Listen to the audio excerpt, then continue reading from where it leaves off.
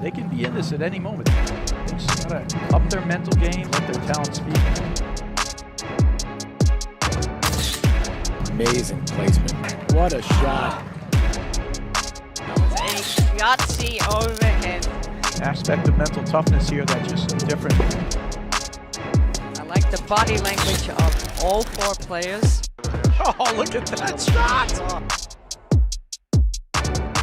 Great hands from Kiro.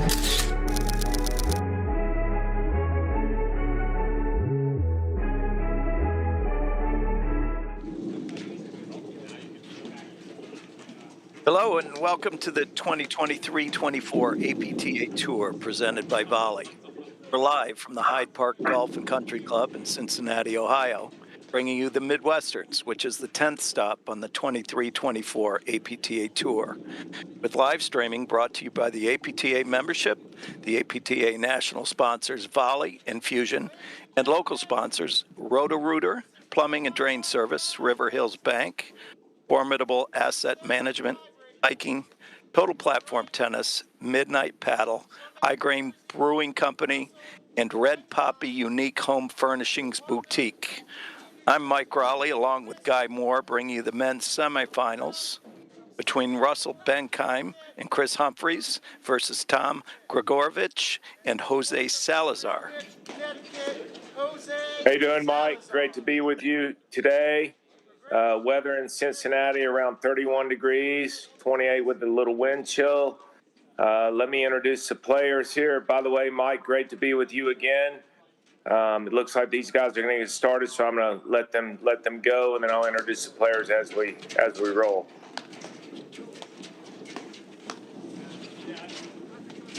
Chris Humphreys on the right there serving, the lefty. Boy, this is a great, these four players are all extremely dynamic and new, relatively new to the paddle scene. You know, you've got Chris Humphreys, who just hit that nasty little cutter there. He's kind of the, I'd call him the veteran in the group, and he's what, in his fourth year of playing? Maybe. Yeah, and you know, Mike, too, when the temperature's this way, you're going to see a lot of spins and kills like that, just like Chris established himself, especially with the lefty. And it's interesting, too, because he's playing with a fairly new partner. They won Pittsburgh a few weeks ago. Russell Benkaim in a red jacket or orange jacket on the left of our screen, and the righty, and Chris Humphreys at the Shore Hills Club to the right of our screen in the top right. But these guys had I think it was their first tournament they played together. I mean, they just ran through the ball.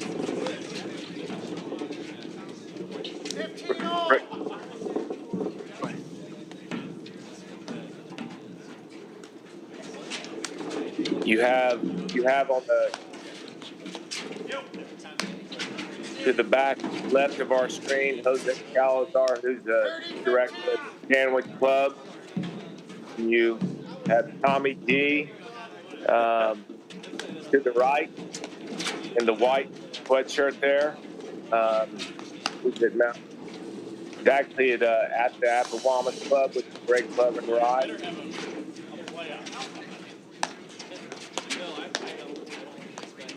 And if and that Salazar, I think he's played more tournaments than just about anybody out there. And I mean, like we were talking earlier, he goes deep into every tournament he's playing. That's a great new player that's extremely dynamic and fun to watch. Got offense from both sides, but it's, like right there, quick as a cat and just jumps all over that ball. You know, Mike, too, the interesting thing, and I said this a couple weeks ago, with all these new players on the scene, is they are buying into the tactics of the game so much earlier than maybe you and I did. I mean, these guys know how to play the game correctly in a quick amount of time. That's why you see them playing in the semis of a big tournament like the Midwesterns, and I mean, it's amazing. I mean, it used to take players years to develop the skills and the tactics and knowledge that these guys all do in a very short amount of time. It's fun to see. Salazar, Yeah, that's a great point. It's a bit of a mystery to me. I was like, I wish I had whoever was coaching them. Where the hell were they 30 years ago? You know? Well, it's true. It's true. And I mean, I could go down a list of 15 players that are the same. We see here Gregurovic and Salazar break a serve to start.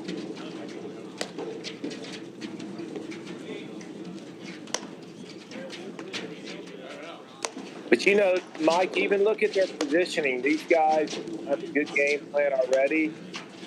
They know where they're going to hit their overheads. They have a good overhead team. And the temperatures dropped a little bit between the time they played their quarters and the semi here. And, you know, even a miss like that hit the feel of the ball. Heavy.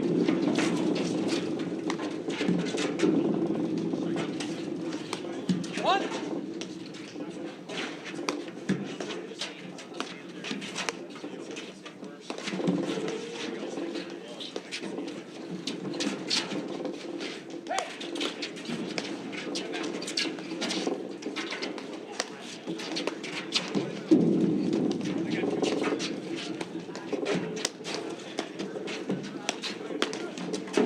Boy, now it's interesting too. We're into the second game, yet they're playing like it's the fifth game of the second set here. It seems like everybody's just into a nice groove already.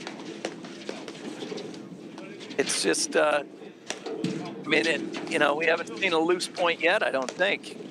We have not. I mean, in the errors that have been made so far, the basic ones that, you know, a missed block lob, a missed easy volley, a missed drive like that, lob. They're not the hard mistakes. They're the easy ones, which are easy to fix. He'll learn quick not to send a Humphreys back in, for sure.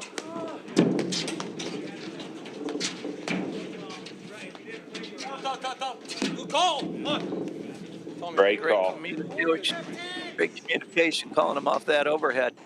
Tommy G making the call. You say the Humphreys backhand, but there isn't a backhand on the court that I can jump to. I mean, everybody on this court has an amazing two-handed backhand as well as a forehand. I mean, Benkaim has got a hammer. Salazar, we've seen his. Big Tommy G there, you know, he's got it off both sides. Well, you know, too, Mike, and that's where the game's changed so much over the past, let's call it 5 to 7 years. I mean, there's just both wings now, and more really, really, really good, educated tennis players play this game. They have offense off both sides. So, I mean, the weaknesses are a lot less than they used to be.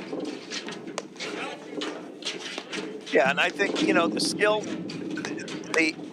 that they have, but also the knowledge that they're playing with, to your point from earlier. Benkaim, Humphreys. You know, I mean, it's like a double-edged sword. They've got offense on both sides, but then they also have kind of a game plan and brains to go with it. Benkaim, Humphreys. First set time 1-1. You know, Mike, the other thing that's interesting, too, is, I mean, maybe I shouldn't say unilaterally, but this match right here, all these players like to play fast. They're not taking a lot. I mean, it's cold, so it is what it is, but they're not. I mean, here they're taking a little time in between games, but I mean, they are. There's not a lot of talking in between points, and they are just on it. Just getting after it. 12-15.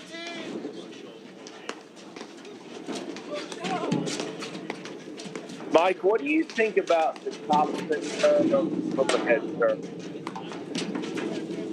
Sorry, there was a rattle on the screen. Can you repeat that?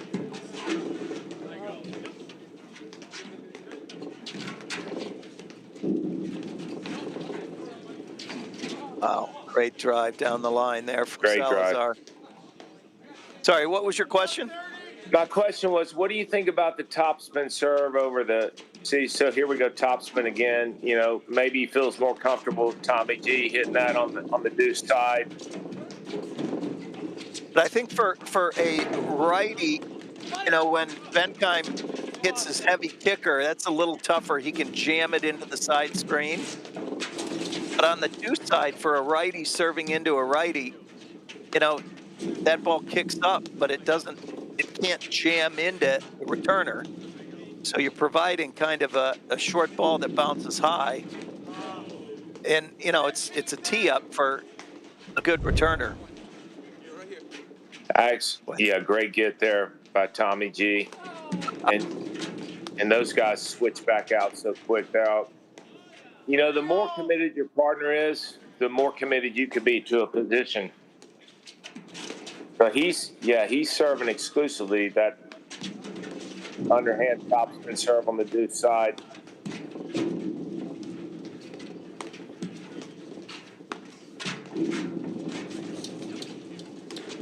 Mike, you know, the other thing that I've recognized too is with these new players is they have no issue with the spins. I mean, they're not getting fooled at all by it because they've learned the game that way because everyone spins the ball at the top level now.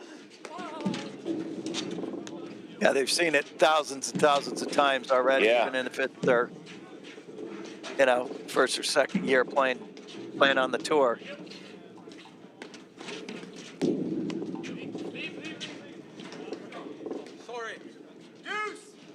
I tell you what, early in this match, it's a little surprising to see how many lobs have been this long with this temperature, right? Yeah, and volleys popping out too. Yeah. Maybe that's the testament to a great drive, but there you jinxed him again. At a hold point here for Benkaim.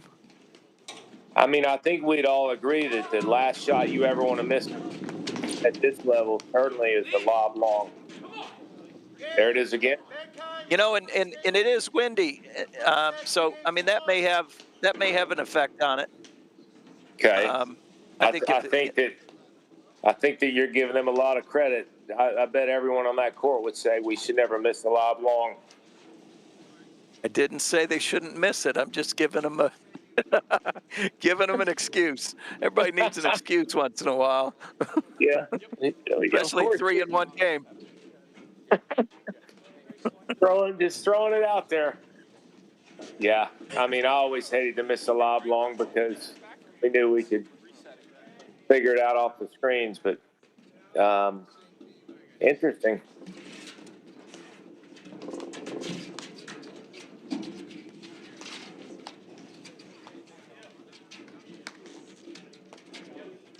And your point earlier about, you know, how these guys are, I mean, they play fast, but you never see them like out of control, you know, so it's, I don't know, it's somewhat the equivalent of a, you know, a Porsche going 100 miles an hour versus, you know, my Honda CRV. One's going to handle it at better speed. And boy, oh boy, Benkaim, 1-2 combo there. That's what I mean. I mean, for someone who's been playing paddle for the small amount of time he's had, that is just a silliness kill shot. I mean, that's as good as it gets. Good serve from Gregurovic. Mike, what do you think when someone has a big serve like that, like Tommy G, just lobbing that all the time instead of trying to drive it? Like there, 2 misses in a row. You see what I mean? Yeah. I think they're trying to kind of maybe establish that this is the first time they're seeing that serve. You know, it's the 4th game, but the first time that Tom is serving. And maybe trying to get it dialed in. Gregurovic, Salazar, first set, 2-2. I don't know. I think I almost would take the opposite approach when someone's serving that deep and hard and just lob it until I saw it better. I don't know. What do you think? Yeah, well, I think I'd give myself 1 or 2 misses, and then I'd put it in the, you know, I'd put that in the like you said, I'd put it in my pocket and maybe lob that ball up and get the point started. Yeah. Boy, Gregurovic just ripped that inside-out ball. Yeah, I mean, both teams are playing fast here, which I don't blame them with the temperature, and it's And how do you know? Maybe you can talk a little bit about the temperature and how it affects, not only the drive but the rest of the shots. Why don't you give us a little talk on that? well, at this temperature, the ball is going to play a lot heavier. It's obviously not going to go quite as far from a lob perspective. That's why I'm so surprised to see so many lobs missed so early. These guys warmed up well, and they warmed up with the former ball, so they're getting the feel of it. But the first volley at this temperature, Mike, is so much more difficult. Even a volley missed like that, you just don't miss those volleys when it's warmer out. But when it's cold like that and you're standing on the service line, it's pretty easy to miss a volley that's low and a little deeper like that. It's because it's a little deader off the paddle, right? Of course. Pop off the paddle. Have the same feel, and not only that, but a lot of these spins that these guys are hitting have a lot more of effect. They die off the screens. You have to block a lot more balls for the club players and not let them go in like that. You can't let balls that are hit medium pace go into your screens, otherwise they're not coming out. And more importantly too, it's this weather. You better make sure you're behind the ball and the ball's not behind you. Yeah. But another missed lob. Well, I did. I'm glad. Good. Yeah. Boy. 30, 40. These guys are playing quick. I don't mind it. I like it. But they are playing fast.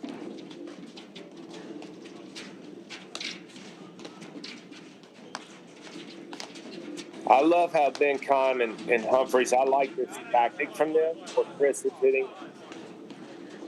What just happened there? Salazar called that ball wide.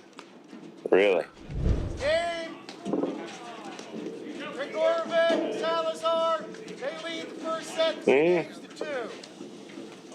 I think our chair umpire, Ron Bergotti, is up in the chair. I think he's got his long johns on, hand warmers up, good winter boots. But Gregurovic and Salazar up 3-2 up a break in the first set of the semifinals of the Midwesterns in Cincinnati, Ohio.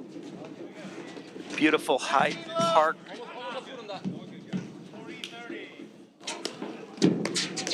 Man, this club's gorgeous. I was there, I think, 2 years ago, right after they'd opened, or 3 years ago. They got a great facility.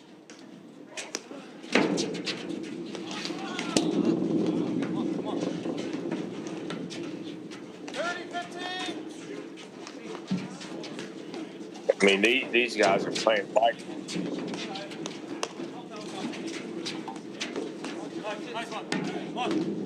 Right here, first one. Ready to get that in the neck.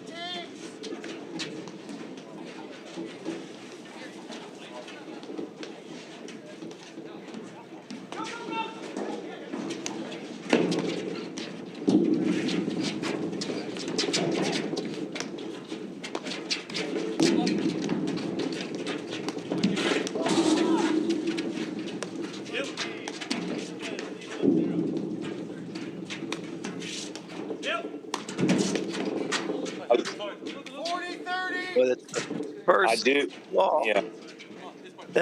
I think he's got to keep jumping on that. That's the first one he's missed. Game. Gregurovic, Salazar. They lead 4-2. First point. First set.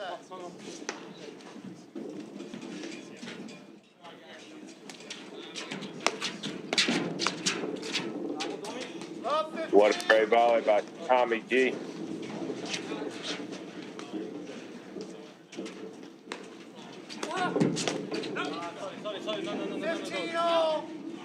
Same thing I was saying there. Why is he driving that? He needs to lob that. I think Benkaim stepped that up a notch, didn't he? You see him He did. kind of really get after that.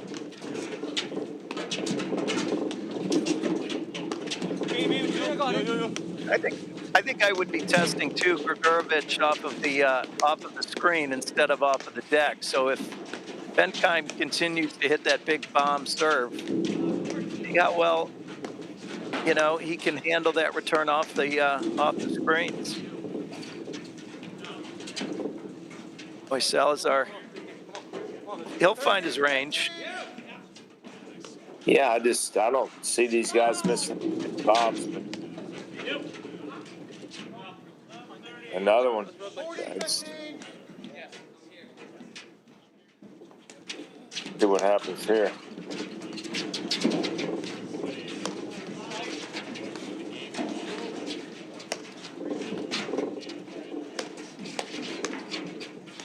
But Benkaim can hit that two-hander. Mike, you know what it is too about these lobs as I'm watching is as the temperatures get colder,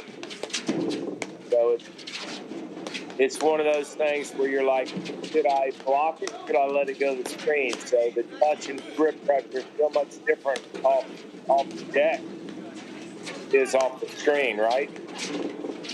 Point. Balls that he might normally let go, he's trying to block, but I tell you, it's not that cold.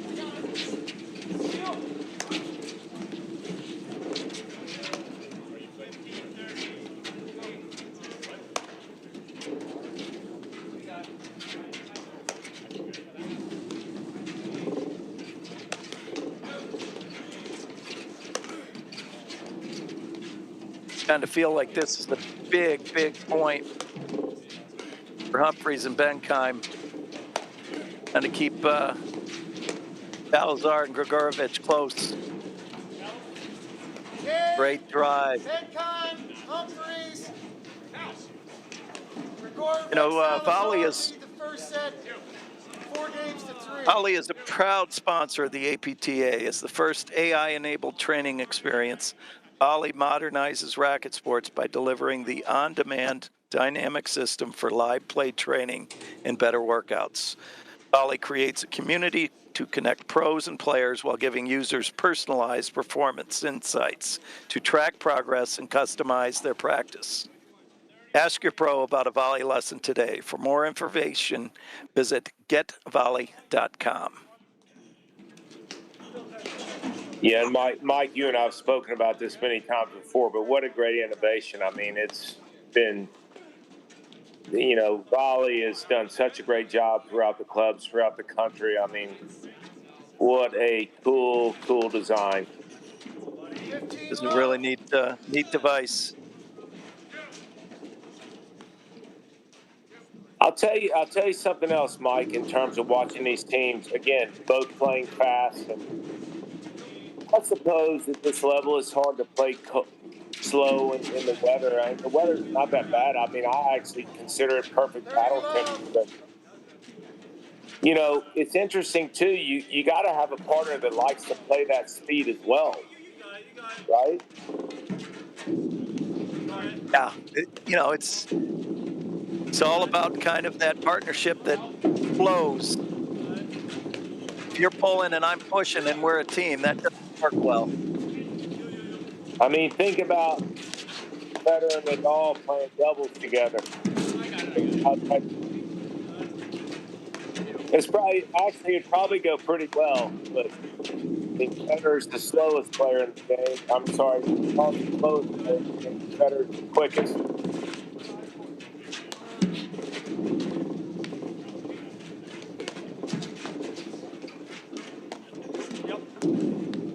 See what I mean? These guys are blocking a lot of balls, a lot of deck lobs.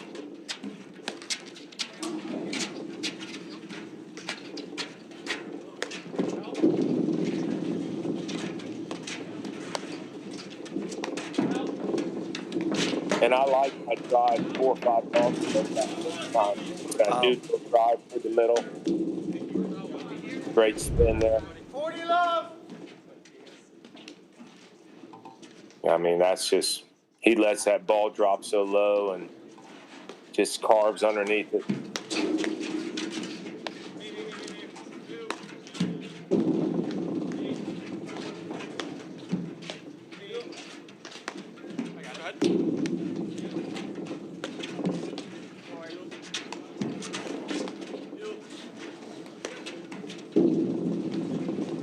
You know what's interesting too, Mike, is when you're blocking a lot more balls, you stay more in that kind of continental grip. Great ball by Benkaim. I love that play. 40-15. So if you are going to drive, you have to maneuver that grip at the last moment. So you kind of have to be making a decision: am I on defense or offense? Am I playing more neutral? Yeah, and you look at Benkaim's grip. He's got a pretty severe semi-Western to full Western grip there. To go from that Right. continental, he's going from coast to coast pretty much to make that grip change. Exactly. But watching here, see where he is. Yeah, he's in semi-Western. And then, but right there, he just stayed continental. You see that? Yeah. And I think that's kind of a great ball. Way to look for it. Good slow it down from Chris Humphreys.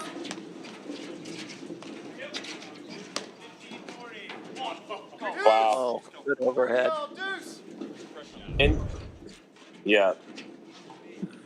I mean, great volley. I really love that overhead, that cutter overhead deep into a body, especially coming from the middle of the court into the ad side. It limits the ability for Tommy G to step over and rip his two-hander because he can't extend, and he's got to get out of the way of it. Yeah, you're right. And it's so much easier to be moving and hit a drive than a ball that's right at you. And not only that, that ball was so deep. Good give up at the net there. They were at a disadvantage. They bring it back to neutral by going to the baseline.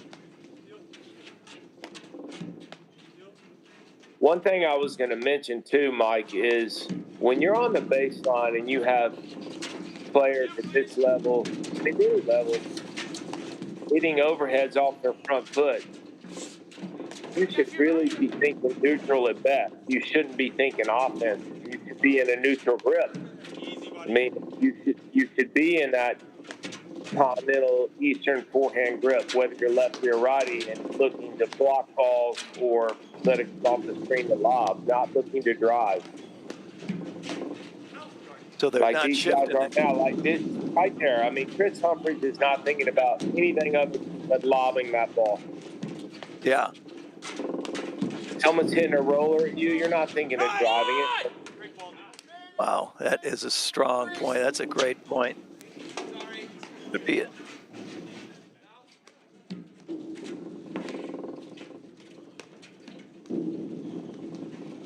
Lob, good.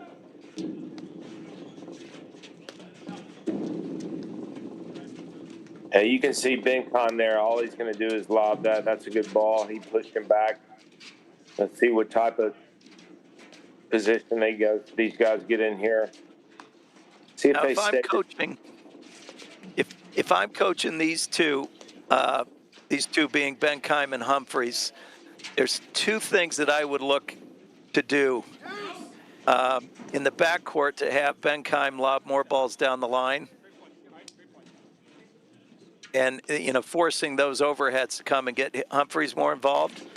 And then the second thing in transition, a little around the post there, like it was no big thing. And then in transition, when they drive through, and when they have Salazar on the deuce side and they drive through, to really watch and sit on that line, because he's had 4 or 5 balls where he's transitioned off the baseline, back to the baseline, and drove off that back screen back down the line.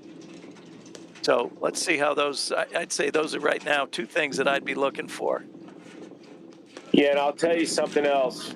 What I noticed, I was watching a couple matches earlier, and it's no surprise to any of us, but come on! And I think it goes for club players, the best players, men, women. everyone is driving the ball so much better off the screens than I've ever seen. It's changed the game because everyone used to say the ball goes to the screen, it's going to be a lob most of the time. But you hit a ball too hard at the screen these days, you're in a position where you don't know what's going to happen. And that's where your positioning suffers. So, I mean, balls too hard to the screen unless they're offensive and have someone's back to the wall. Not good shot. Wow. Boy, that's an athletic move there.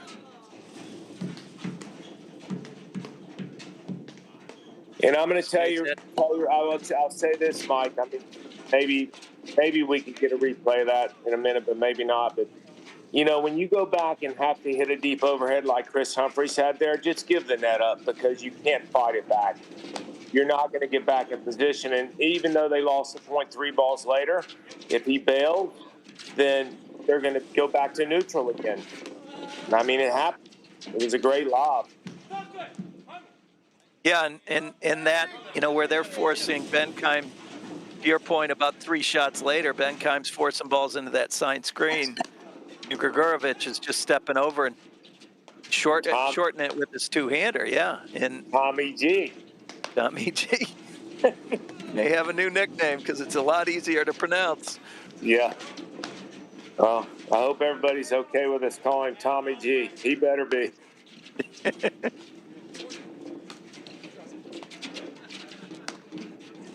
And I think Chris Humphreys should be hitting a lot more overheads. A little confusion there just because of the spin on it. Although Benkaim has a great, I like Benkaim taking the short ball. I like Chris taking the deeper ball. But I need them more in position where they have some job descriptions more identified.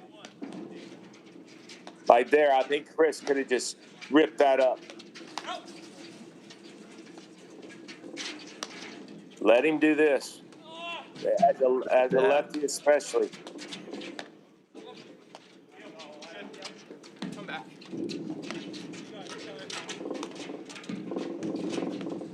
Here's where I'd love to see Benkaim lobbing more balls. There we go. Getting Humphreys involved.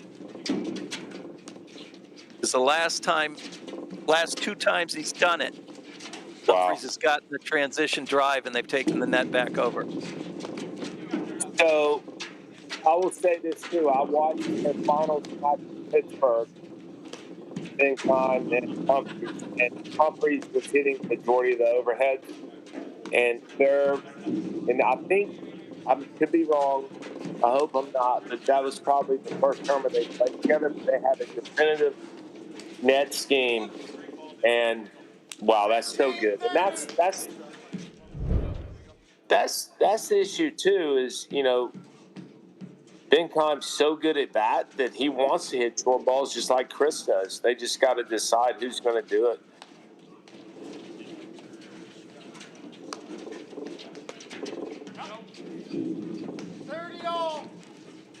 Or, hey, Mike, it could be as simple as whoever's closest to it hits it. I don't know. They're both so good. Yeah. But tough decisions to have. Tough problem. I mean, I always tell everybody, look, anybody could tell you whatever, but if it's working, keep hitting it. 40, 30. Or keep doing it. Excuse me, 30, 40. It's a big point here.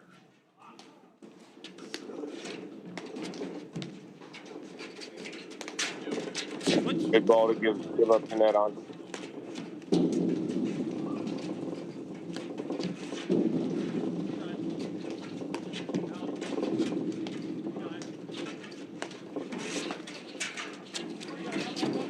Good. Mike, where do you think when you're in trouble from Tommy G and Jose Salazar, their spot to go should be right here? When Benkaim and Humphreys are on the baseline, where do you think the bailout spot should be?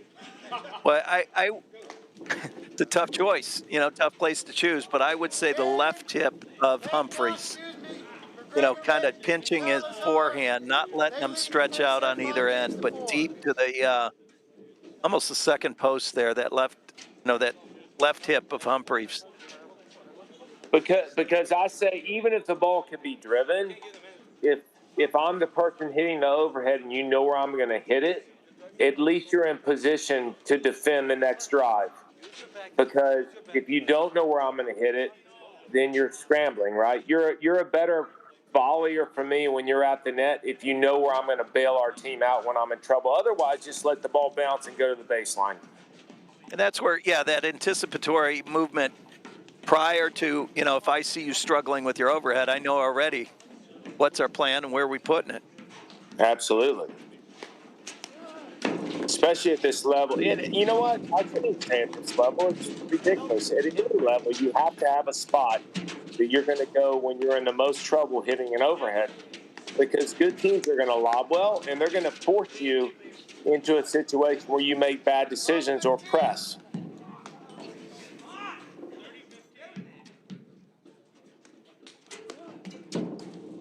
Love 30. Boy, we're at a critical junction here with Salazar serving. We've had another missed lob long and a fault. Yep.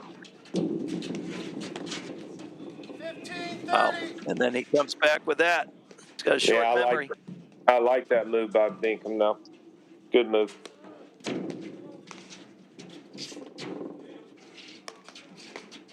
I tell you what, though. As good as he is, so quick, Benkaim, I promise you he'll learn to step to the middle and start playing that as a backhand. Because his hands are great, but, I mean, that backhand volley's in front of him. 30, 40. Good lesson for everybody at home. Even the greats need to be volleying with predominant backhands, right? Yeah, I just think you have to eliminate the forehand volley as much as you can.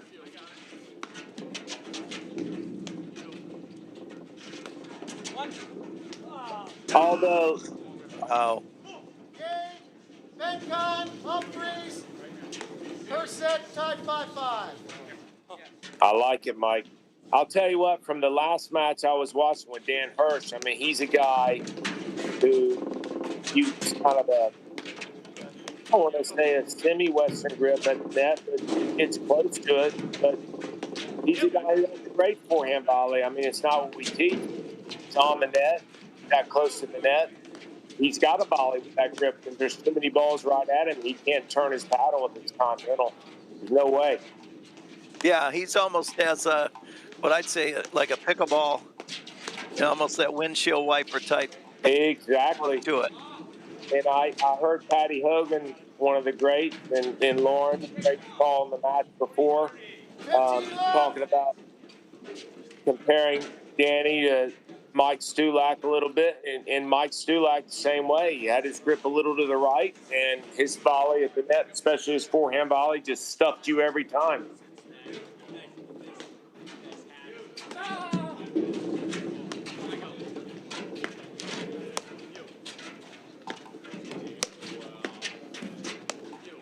All right, big game here. Let's see if Chris Humphreys and Benkaim get some type of net scheme on the base.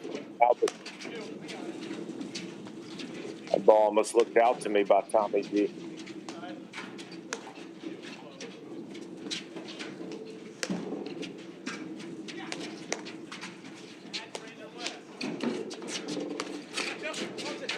Yeah. Wow. Yeah. Tommy G said, "Get that stuff out of here." Tommy G said, "Thanks for coming."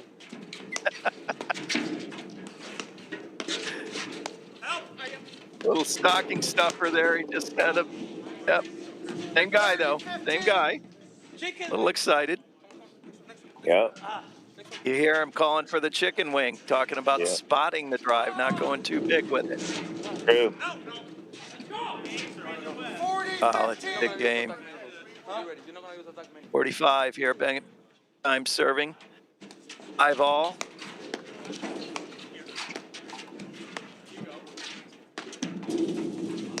I love the hard tie back. I like it.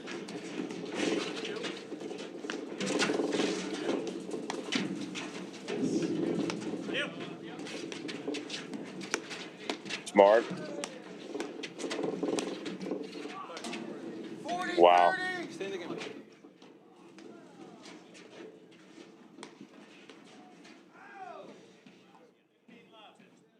Some of those, boy, it's not the first drive that gets you. A lot of times it's that second drive, a little tougher to maintain depth with that first volley, and then it kind of lights it up. Get that second ball come, the second drive coming. For sure.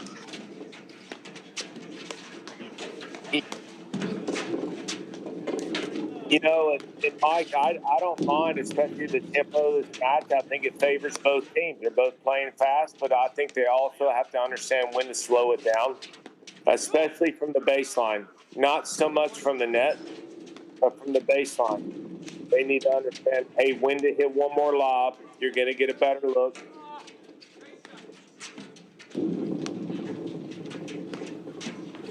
But, you know, the other side of that story is, as good as the spins are on both sides of the court, is, hey, if you can't hit a good lob, don't lob it, because you cover to spin a volley than a short overhead like that.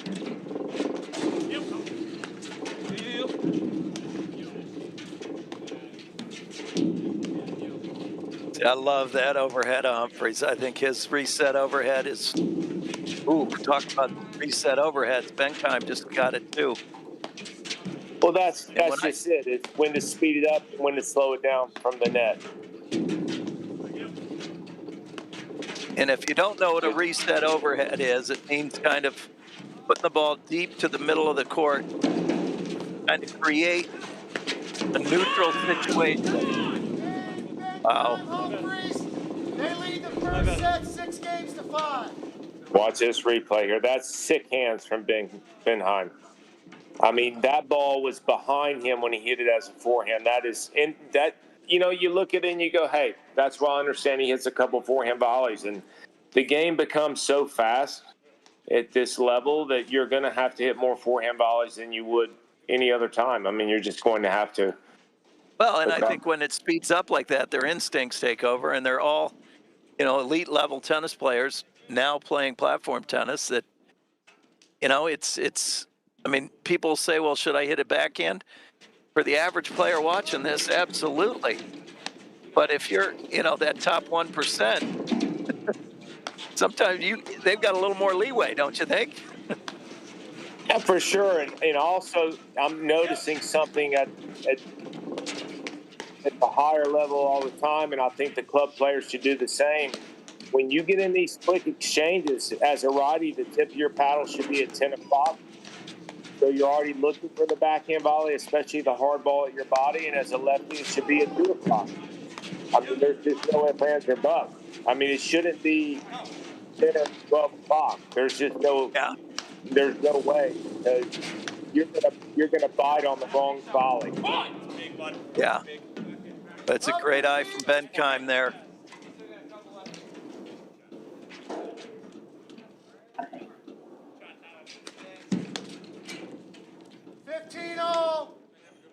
Great deep serve with that big kick spin into Benkaim's right hip. No place to go. That's a huge serve. Tommy G.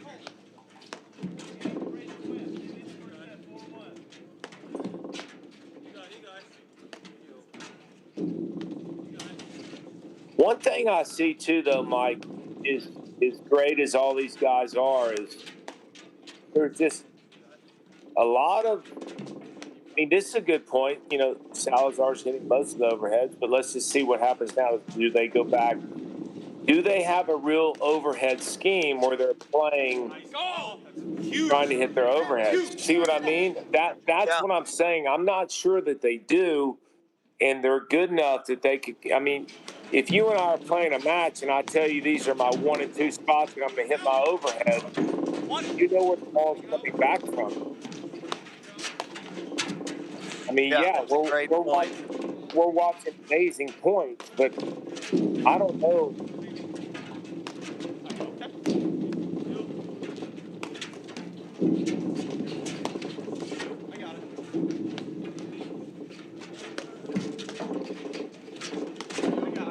See, like right there with Salazar drifting to his left. Exactly. That's what you're talking That's about, right? exactly what I'm saying. Look, where's he going now? You see, he backed up behind Tommy G. I mean, that's because they don't know who's hitting the overheads and where they're being hit. I mean, they're good enough to win matches over and over again by doing what they're doing, but it's just a question like there. Boom. I mean, he's basically backing Tommy G up to his left. Hit Tommy right. Yeah, and I think that, kind of what would separate the men from the boys. Again, Little shankopotamus there. 30 love. I got us. Mike, I'll be right back. I'm going to go pick that one up. Yeah, we'll see you next week. She gone. Tell him to grab one from inside.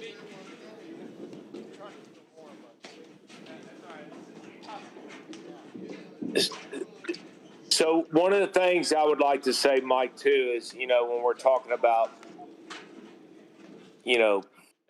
just tons of club level players, and even when you and I both played, when everyone's scrambling around and you're at the net, I have to believe that there's not a real plan or scheme, because the footwork should be a lot calmer up there.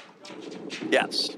Unless there's just a great lob. I mean, there's no reason for both people or both players at the net to be backing up to the service line to hit an overhead if they know who's going to hit it.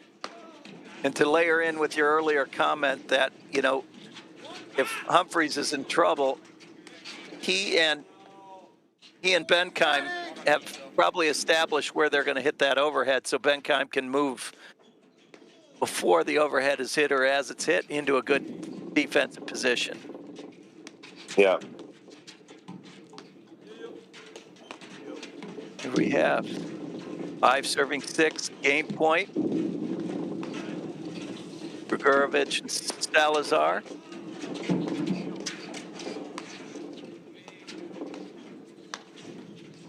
I think it'd be fitting for this to go to a tiebreaker, but I like that from Benkaim and Humphreys.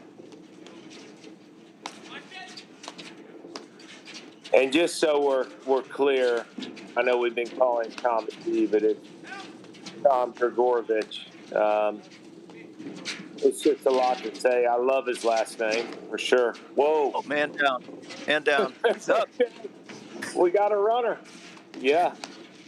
Gregurovic went down, got right back up. Good job, as we were talking about his last name. Fitting. And Mike, too, that's, wow, just a little wide. No angle there. Tough to go there. Let's watch this here. Salazar, tied 6-6.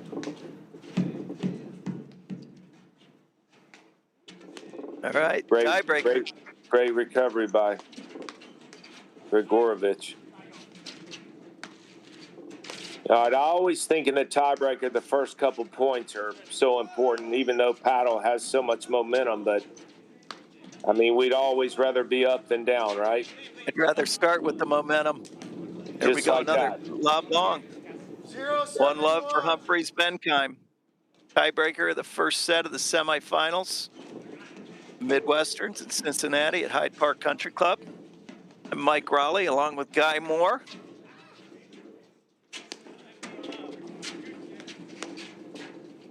Yeah, we have our great first set here, obviously, and we've had 2 of our Grand Prix already this year, the Chicago Charities, November 4th and 6th, where you and I called some matches there with a great time, Mike. 1-1. And then the Philly Cricket Classic, November 17th and 19th. And at the end of the month, we have the Detroit Invitational. And then, of course, Short Hills, the second week in February, Grand Prix.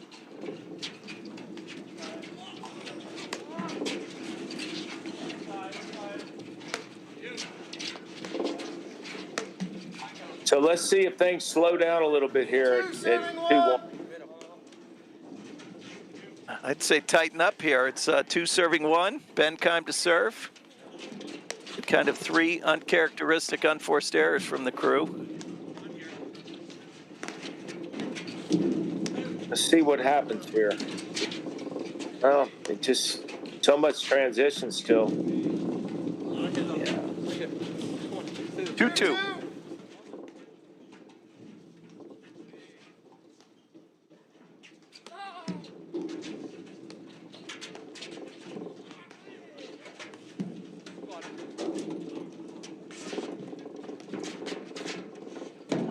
Nice ball. Wow. Wow. That is a great play from Humphreys. 2 serving 3. And you know, that's watch this replay too. It's kind of like I'm going to pull you forward to push you back. Yeah, he knew that right away. Not a great drop shot, but I'm ready to stuff that ball Yeah, back. I don't even think he wanted to create the transition there. I mean, it was great.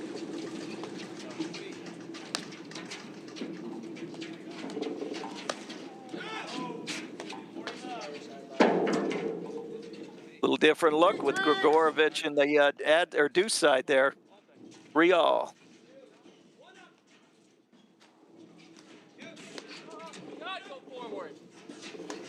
It's a big point right there. 3-4. All right, let's take your time here, Chris Humphreys.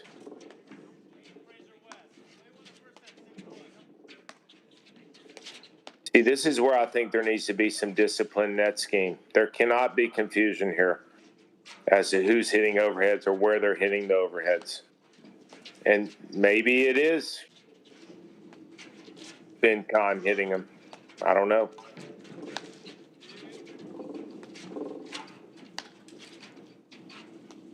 But I hope they've talked about it. Way to see it. Each point now seems to be a little bit more valuable. Price of poker has risen in the tiebreaker, and we're getting a little more disciplined play until they get the right ball to attack on the overhead. Wow, that is such a great ball. Wow. 4s. You know, I got a couple rules, Guy. Number one is you don't dive on the paddle court, and number two is you don't lick the screen when it's below 30 degrees. Yeah. Just saying. I would say your number one rule could be number two too, because that eliminates licking the screen.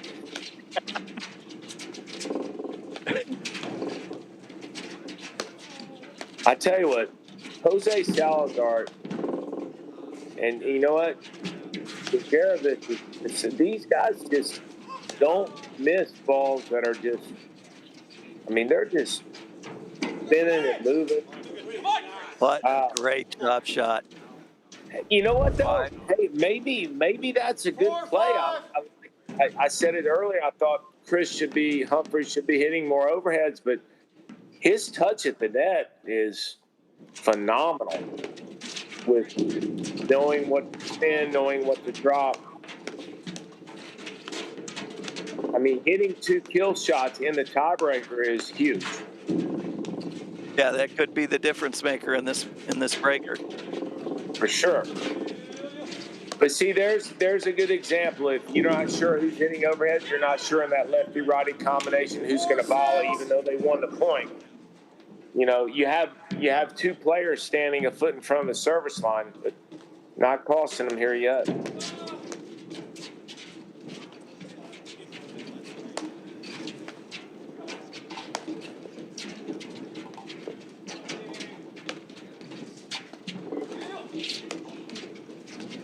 First set point here for Benkaim and Humphreys.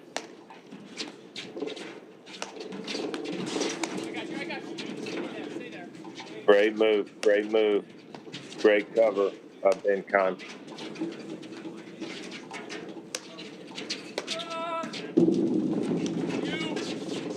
You see too, Mike, how he knew that lob can only go to the middle, and I love them giving up the net there, getting back to neutral.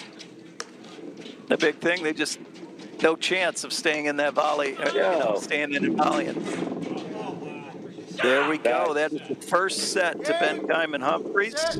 First set, Benkaim, Humphreys, win 7 You know, games to 6. And I think the 7-4 the most important tiebreaker. part of that point was them giving up the net when they knew they needed Absolutely. And we'll be right back in just a moment after these messages right here on the APTA YouTube channel presented by CPTC. So what really interested me about the trainer was the endless opportunities with it. I've gone through a couple ball machines in my career before, and this really was a technologically advanced machine that I've never seen before.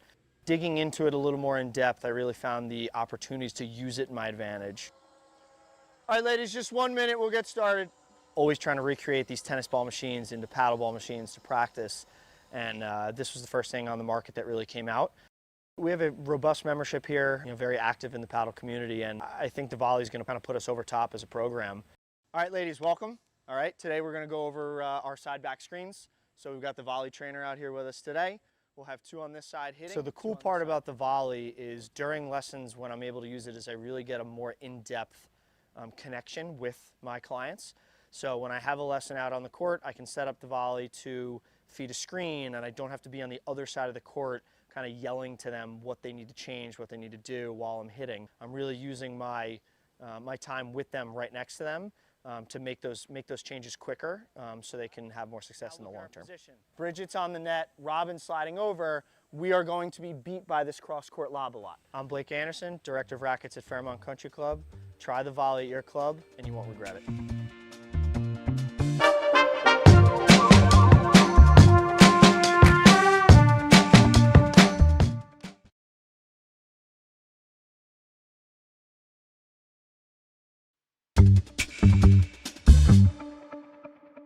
So what really interested me about the trainer was the endless opportunities with it. I've gone through a couple. Welcome back to the APTA Tour. We're live from the Hyde Park Golf and Country Club, bringing you the Midwesterns. I'm Mike Raleigh, along with Guy Moore.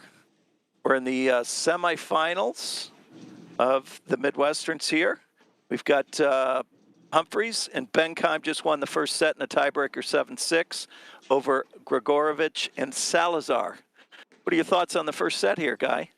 You know what? I love it, Mike. I mean, I love both teams playing fast. I think they're both playing right in their element. And it comes down to just a little bit more communication in terms of tactics at the big points. I mean, these teams are going to play this way, and they've been successful this way. They're in the semifinals of the Midwesterns. But I also do think that in the biggest moments, you need to communicate the most, and you need to make sure you're on the same page, because they're not missing the hard balls. They're missing, or the mistakes are coming from the easy balls, where the balls are just certainly lobs or drives are being hit into the gray areas. That if they just communicated a little bit more, they would know what their job descriptions were, even in the biggest moments. So, and when you say communication, this is more not during the point. This is communication where they're setting up and strategizing. It's a French word. Yeah, where'd you get that from, pal? Yeah. Where they're making a strategy decision here, and really taking it kind of into, all right, this is how we're going to structure our play while we're at the net, not within the point itself, right? Yeah, no, there's no way to communicate, especially as quick as these guys are playing. There's no way to have that type of communication and be realistic during the course of the point. But the fact of the matter is, these guys are all so good, and to be honest, we said it, 40 minutes ago. I mean, both wings of all four of these players, and you look in the other semifinal, it's going to be the same thing. They have offense off both sides. Are they looking for it all the time off both sides? No.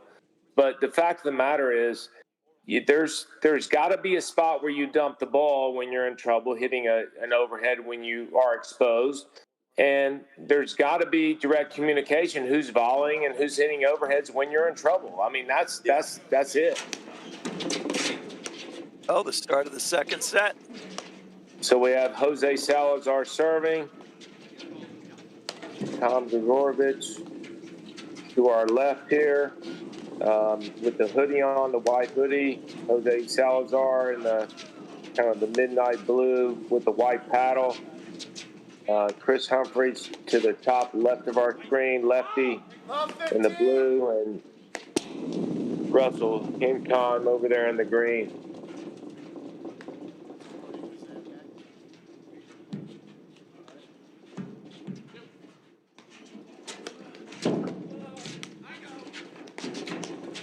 That's a good move by Ben. Boy, Tommy G made the easy or hard volley, missed the easy one.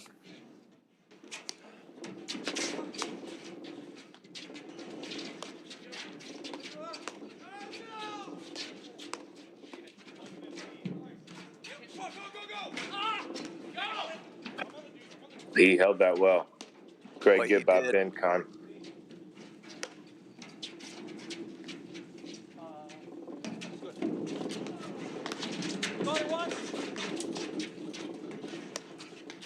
Notice too, Mike, as this match goes along, that there's a lot fewer lobs missed long.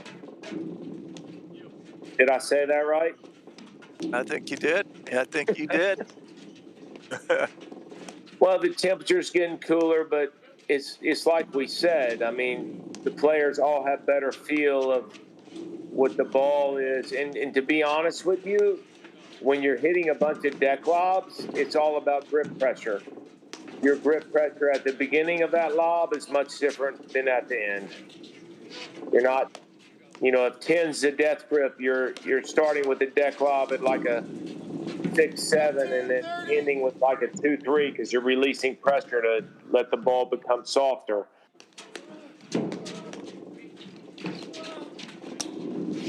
Boy, we see Benkaim really kind of stepping up that offensive, his roam. He's stepping in through the middle of the court there a lot more.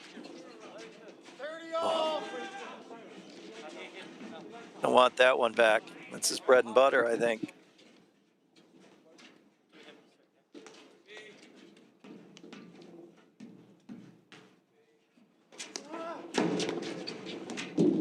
Yeah, and I like that serve by Salazar too because it's not coming off the string.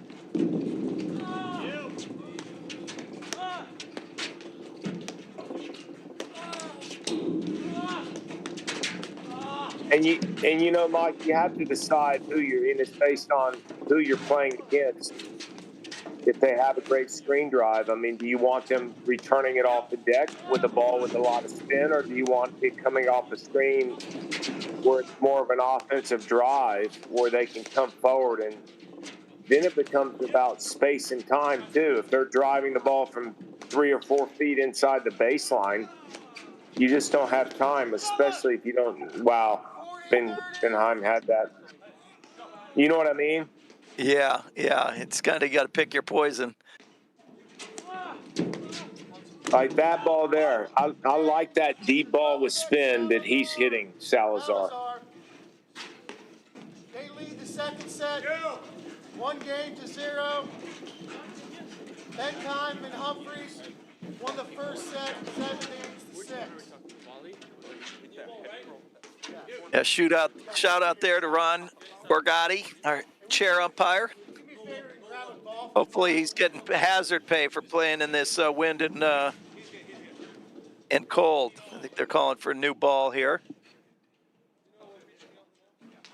After, every 7 games? Is that what they're changing out the balls? That's standard protocol.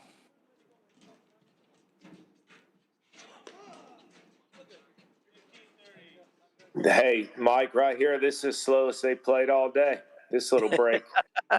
It only took 2 balls out of the court and then a ball change here to slow these guys down. I mean, a little speed bump. So this is an important part of the match here. I mean, Humphreys and Benkaim won the first set. They went down 1-love here. This is big. It's easy to relax a little bit. I don't see them relaxing, but I also see them not understanding who's hitting overheads and whatnot still.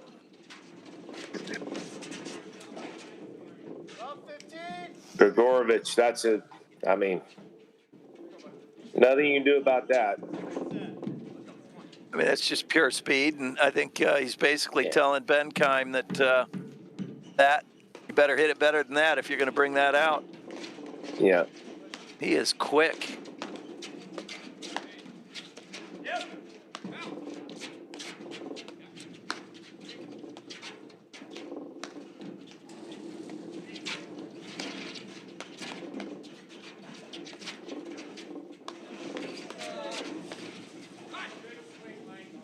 Up 30.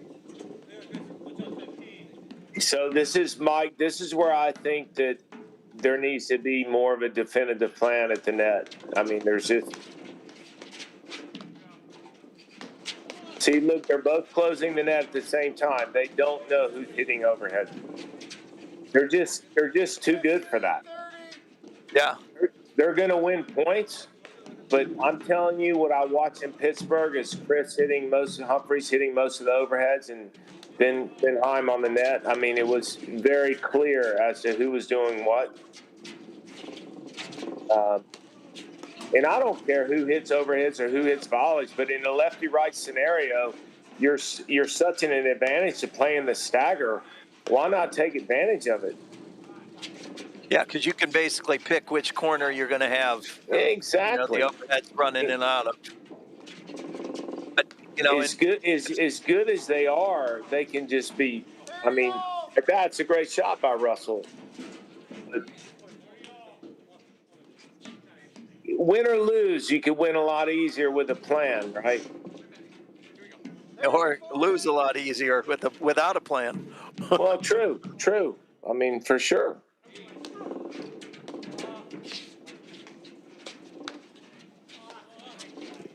They got a switch here. You got to have a shout out to my man David Place, Exmoor member, who just texted me. He liked my strategery. You like that word, you mean? Yeah. He's heard it before, I think. Okay.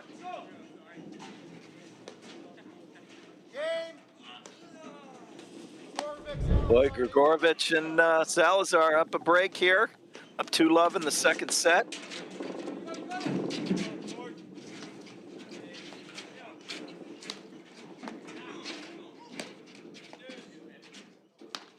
So, Mike, you always say, like there, that's exactly what I'm talking about over and over again. I need to know who's volleying. I need to know who's hitting overheads.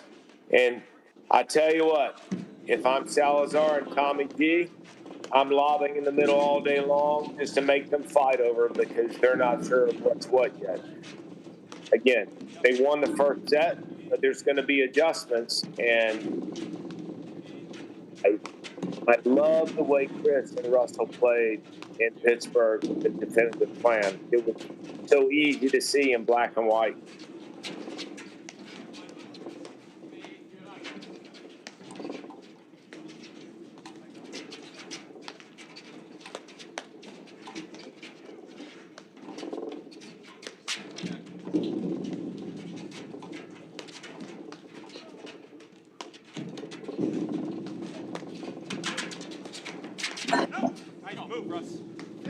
Well, I like that here. Russell Benkaim came in and that heavy roller changed his speed and his kind of location. Got a volley error. 30-15.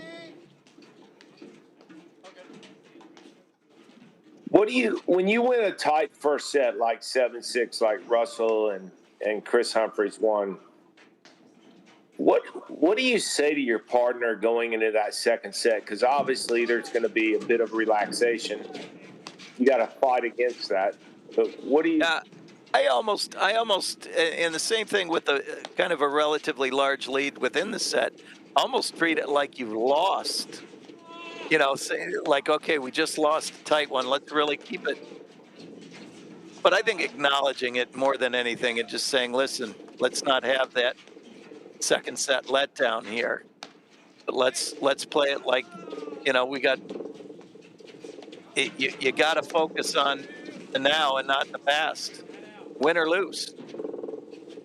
I agree, and I think too many times I've seen with myself, I'm sure you have the same. You're up 5-2, and you just stop playing like you're in the lead. Like I'm here, and I just don't want to miss. And you stop doing all the things that got you to 5-2, or you win a first set 7-6. Well, the pressure's not on you. The pressure's on the other team. You're up a set. So I always say, hey, let's start fast. Let's be smart. Let's communicate even more now than we ever have, just to make sure we don't open the door. I mean, you know, the fact of the matter is you want to make sure that your opponents actually start to entertain the thought of losing, because when they entertain that thought of losing, then you're one step ahead of them. You don't want to give them the opportunity to think, hey, I'm up 3-love like this match is, because they don't think they're down 7-6. That's right. They only know they're up 3-love.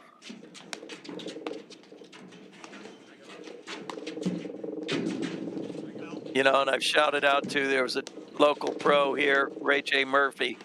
He would say that the first set is worth 20% of the match. And it's a great way to look at it, that, you know, don't start the parade when you've won that first set. And it's not a funeral when you've lost it. It's really, there's a lot of work to be done.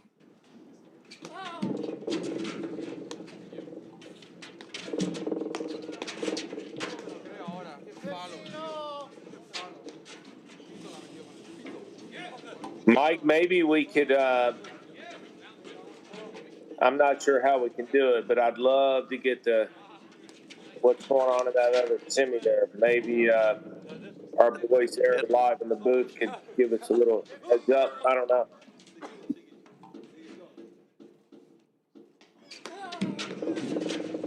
That's got to be a great match too.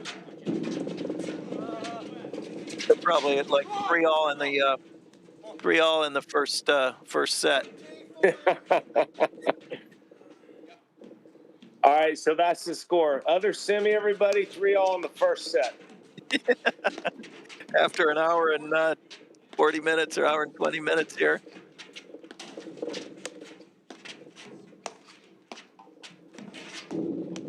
All right, so let's see where we go here, Mike. 30-40.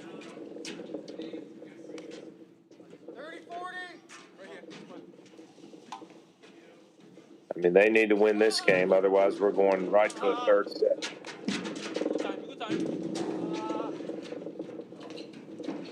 See, again, right there is just lack of communication. Who's hitting the overhead, especially on that ball into that gray area right between them where they have both forehands.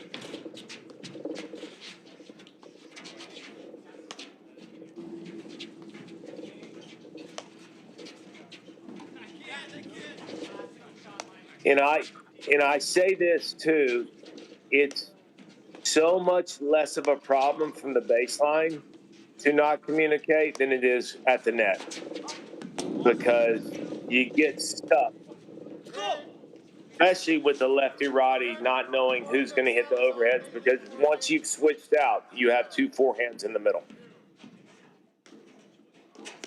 Yeah, it's a great point. And 15-love. you know, they, like you said, I think that's problem number one right now. Oh.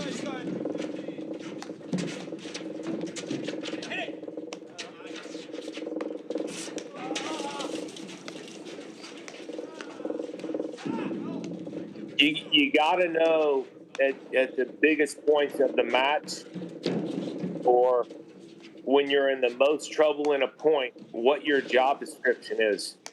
Because if you don't, you're looking for more than one thing. And when you're in the most trouble, you need to understand what your sole responsibility is. And if you could do that, your team will be great. Truer words have never been spoken. Wow. There it is again. I mean, who's going to hit that volley? I don't know. And you know what? That's a great shot. I'm just saying that. I mean, I mean, look at the middle there, right?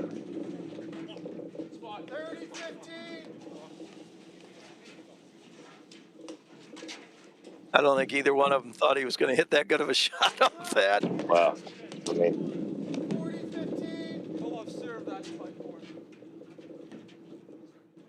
45 here for Salazar to take a 5-love lead.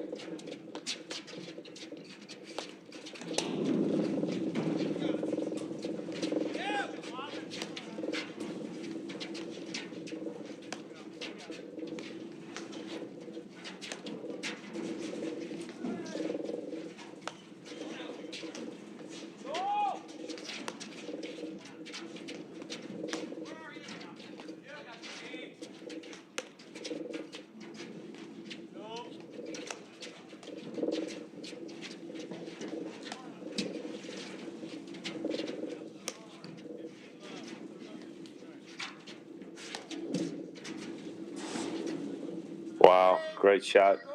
Gregurovic, Salazar, they lead the second set 5-0. Benkaim, Humphreys won the first set 7-6. Mike, let me tell you about Fusion. In collaboration with the APTA, Fusion is at the forefront of personalized gear and apparel. Backed by a team of seasoned industry experts, we provide exclusive access to high-end products from top-tier retail brands. All poised for customization with your club logo, team name, or corporate branding. Our streamlined approach guarantees a hassle-free shopping experience complemented by custom online storefronts and swift ordering.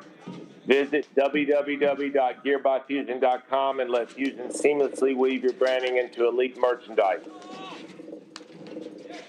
And I'll talk more about them when we get a little bit of a break in between points here, but that is a first-class company. They've been around a long time. They're doing a great job.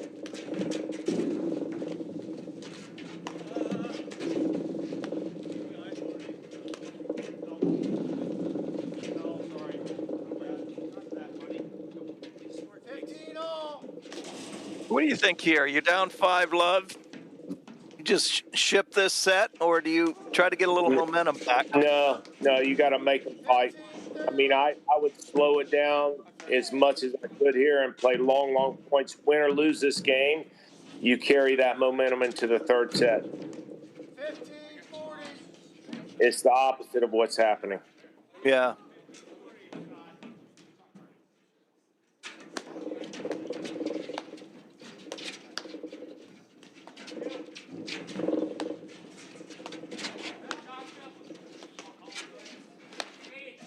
Little update on the first set in the other semifinal here at the Midwesterns.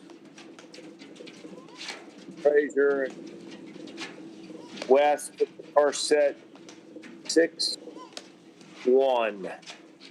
I think they're up 3-1 if I'm not mistaken in the second as well. Yeah, so they're playing quick over there.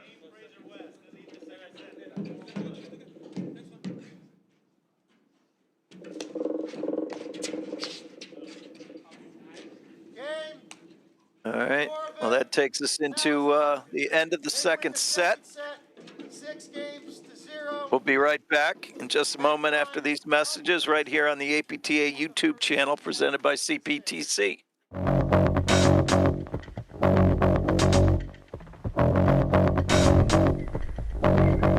Hello, this is John Weinlater with Volley, and we're here at the Philly Open having a great time. So exciting to be out here at the second Grand Prix event and seeing all the momentum that's being gathered this season. It's been great being a partner with the APTA, and we've been excited with all the momentum with Volley as well. And we're about ready to hit our 500,000th ball right now on all the trainers. So it's pretty exciting that people are finding the product and talking about it. To keep track of all the new stuff going on with Volley, follow us on social or visit our website, getvolley.com. Thank you.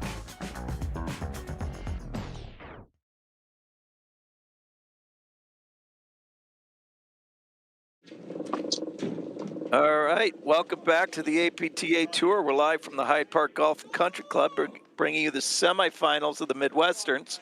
And as we said before, they play fast, and they're already into the third set here. Benkaim and Humphreys won the first set in a tiebreaker 7-6. And then Gregurovic and Salazar 1-6 love in the second. We're in the first game of the third set. I'm Mike Raleigh here with Guy Moore. Welcome back, everyone. Looks like Salazar serving. Love 15. Yeah, and I tell you, Mike, it's been from a spectator match, a fun match to watch and fun match to obviously commentate. At the end of the day, you know, what I see with a lot of these new partnerships, and this is a fairly new partnership that's been very successful, is just coming up with a game plan on how they actually play best together. And not only that, but there's just so many different partnerships and matchups out there these days that it's not like it used to be even 5, 6, 7 years ago when partners stayed together all the time and you knew if I was playing Mike Raleigh and John Noble where the strengths and weaknesses were, and if you were playing Drew Broderick and Guy Moore where the strengths and weaknesses were, and if you were playing X, Y, Z, you know what I mean? Yeah, that's a great point. It's everyone plays with different partners. I don't want to say all the time. There's a bunch of teams that stay together, but it's tough because the matchups change all the time. And not only that, the teams, especially at the net, rely on their talent over communicating, and you could see it in the key moments of these matches where they're fighting as good as everyone is. They're unsure of who's going to take what ball. Yeah. It just comes down to say, hey, I mean, you and I could play together and we never played a match together, but saying, hey, Mike, I'm going to hit my overheads here. You're going to hit your overheads here. You're going to volley here. I mean, it just makes it simple.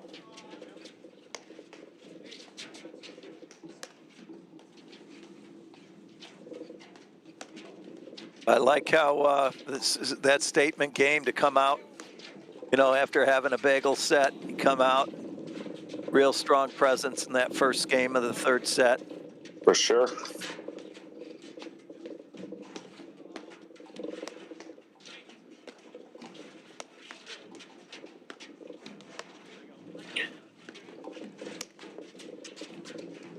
Seeing, again, your half, my half, they were kind of set up neutrally in the middle of the service boxes, and it leaves more holes for the backcourt team to attack.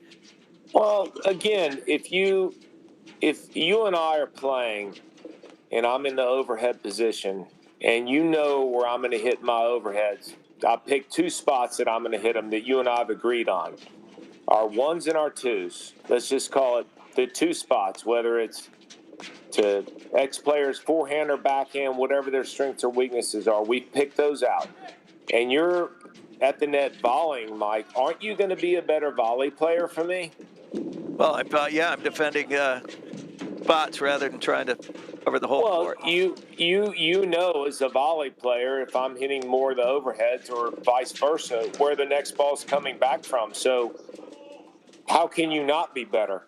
I mean, there's just no ifs, ands, or buts. Because you're only looking for two spots for the ball to come back from. And I think too often players see a ball and I don't think these guys are doing this at all. But they're like, hey, I want to end the point, and the ball's swinging and swaying, and the positioning suffers. And it's so easy to watch a team that knows exactly what they're doing and where they're hitting the ball. Great shot by Chris Humphreys. To look at them and go, my God, they got a game plan, you know, and I'm sure that that's what you would tell all your men and ladies. I certainly would. And we should be able to watch a match and define, relatively easily what's their game plan, right? Right. To be honest, within 2 or 3 long points, just say, hey, these are your ones and twos. This is where I know you're hitting the ball. Because you guys actually communicated and agreed on that. And at the end of the day, paddle still is a game where you want to win, but you still have to let the other team beat themselves. I mean, even though the kill shots are becoming much more prevalent at this level, but still, the errors that are made are still, the majority of the errors are still made from the serve to the return of serve to the first volley, if you're going to serve and volley, for sure. See a 40-15 lead here for Chris Humphreys with serving. I love how they've kind of righted the ship and come out here strong. You know, and see the body language is better. Focus is better. Well, you could only go one way when you got beat 6 love, couldn't you? So true. What do you mean? It's not going to go. It's not going to go any more south than that, Mike. Well, it could. They could be down 2 love, and they could go 8 games, right? True. I mean, here we are. They're now up 2 love. I'm just talking about one set. Yeah.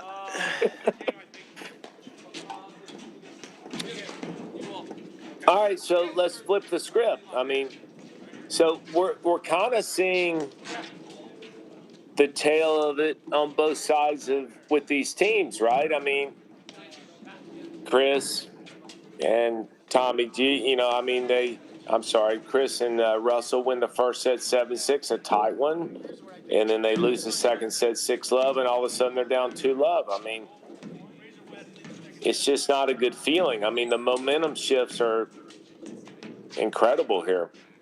I mean, and that's the case with platform tennis. I think there's very few racket sports that have this type of momentum shifts, and I think when you're on the receiving end of that slide, you want to limit how far you slide. If they can limit, rather than going 6-0, they limit it at 2 games. That's a big. They pumped a big pump on the brakes, and so I'm going to ask an obvious question. You know, you get down 2 love. I think there's a big difference between being down 2 love and having 2 15-minute games to be down 2 love, or being down 2 love and having 2 2-minute games to be down 2 love. What do you tell them? What do you tell the team? Speed it up or slow it down? The phrase that I use is tighten up. You know, we can't afford, if I'm down 2 love, and, you know, we saw Gregurovic miss that overhead, and he wasn't going for a winner. It was, so, you know, we can't afford to play loose points and give away. You know, those loose errors hurt them more now than they did when they were down, or when they were up 6 love. Do you think when a team, and I say this too, I mean, where the momentum shifts in my mind in paddle is when you lose a lot of quick games. I don't know if the momentum shifts are quite as severe if you lose, you're down 2 love and the 2 games took 20 minutes. But maybe you still have to make some adjustments, but still a 20-minute 2 games is meaning that it's tight. But if you've lost 2 games in 2 minutes, obviously you need to slow things down and be much more disciplined in what you're talking about in terms of the strategy. Yeah, you know, and like you said, losing 8 points in a row is a lot more hurtful than, you know, losing 2 15-minute games. Yeah. And I also think just by watching Benkaim play more and more, I mean, he is just that new player who loves the transition. His hands are so good, left and right, forehand, backhand. Everything's in front of him, and he loves the vertical game. And I almost feel like, great ball by Tommy G. I almost feel like they should put themselves in a position to give him some more of that vertical movement, because he creates so much like this. That's what I mean. And he should have hit that volley about half that speed, but, I mean, it's hard when you're moving that.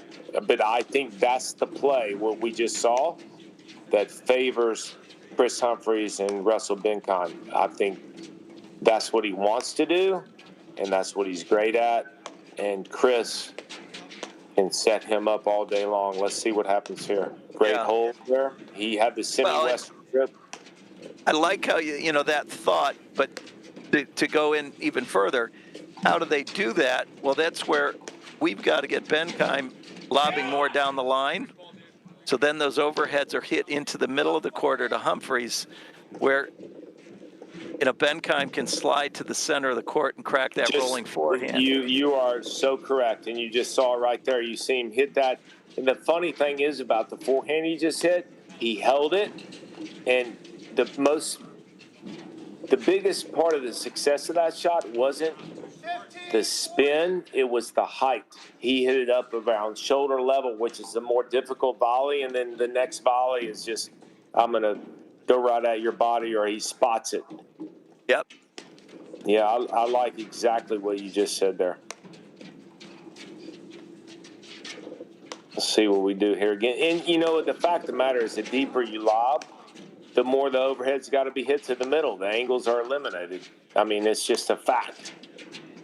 And the more you lob down the line, the more you lob down the line, the more your corner's eliminated from an angle perspective. I mean, it's just a fact. Here we go again. Watch this. There it is. All set up. He had 3 lobs in a row down the line. Yep, that's what I'm talking about. And you're right. That's the type of play that needs to happen, and that's where this team's going to be successful. Wow, that's a good ball. Tommy G. And that was insane. But all set up by they lost that point three hits ago when Humphreys hit the overhead down the line. Yep. And then Tommy G jumped on it with his 2-hander. I tell you what, that 2-hander had 0 backswing. Look at the RPMs on that ball. Did you see that? Yeah. I mean, that thing, you couldn't read what that ball said if you tried to. Yeah. All right. They lead this third set 3-0. Benkaim Humphreys take a 3-love lead in the third set here. Do you guys have a Six Flags in Chicago, Mikey? We have we got something that's north of the city. What the heck's it called? Yes, but you know where I'm going with this or no? No. Let's hear it. I didn't give you the heads up before we went on air. No. Well, this is a little roller coaster here, Mikey. Oh, a little Six Flags action. Yeah.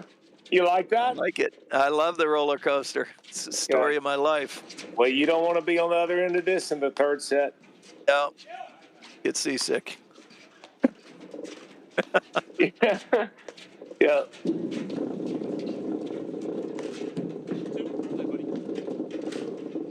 All right, so again, I mean, I don't see, you're down 3-love in the third set.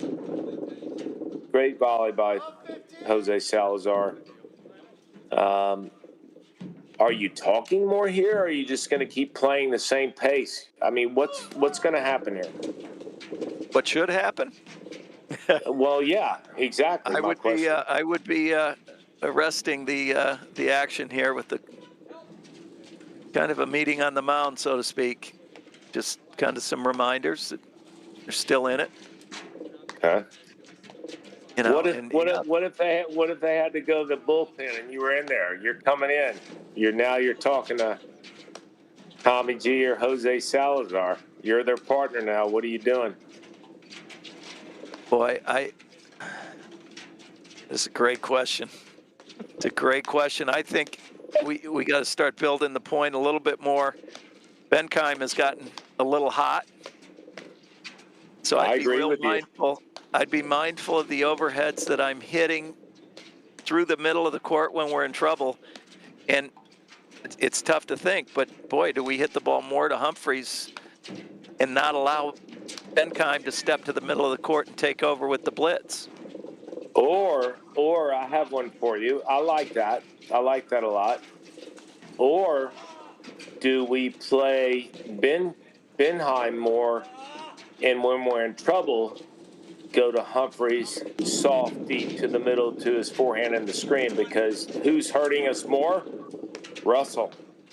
Yeah, I mean, we could keep his back to the screen and have him feel like he's more neutral to defensive instead of hurting us. Because what I'm seeing right now is he's hurting us when Salazar and Tommy G are most in trouble. So he's the one doing the damage, especially with his north to south movement. Mm-hmm.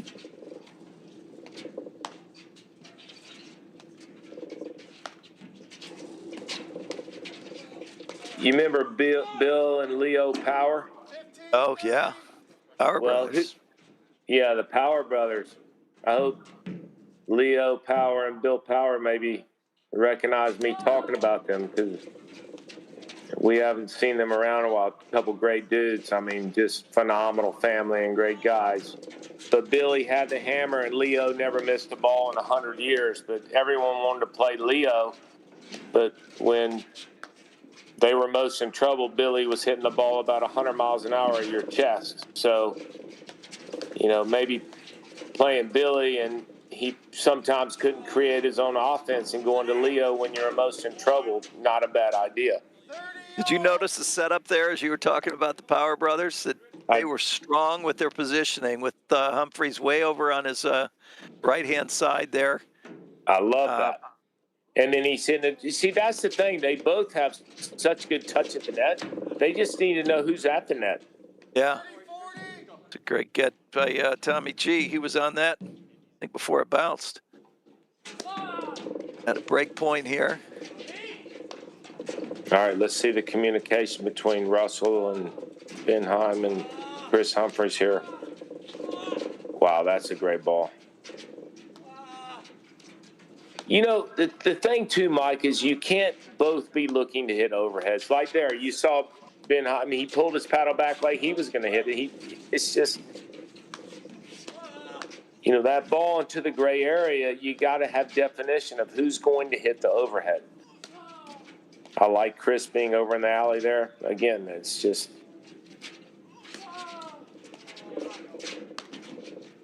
see them both pulling their paddles back? Yeah. Yeah.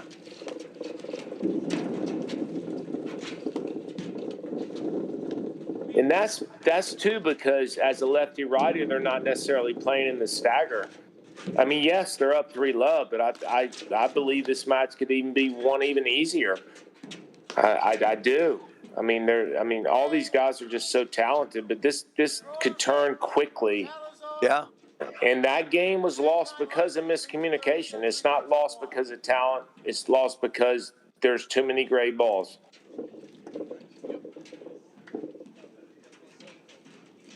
And now we have, the guys on the baseline. So let's see what happens here. Is it a break or a hold?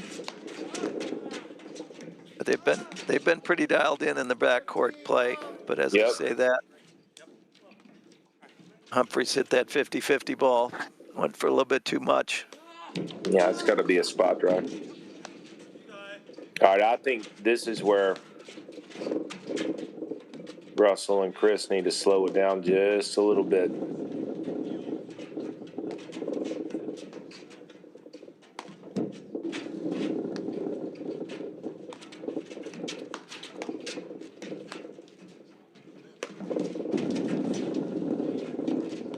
Just got an update.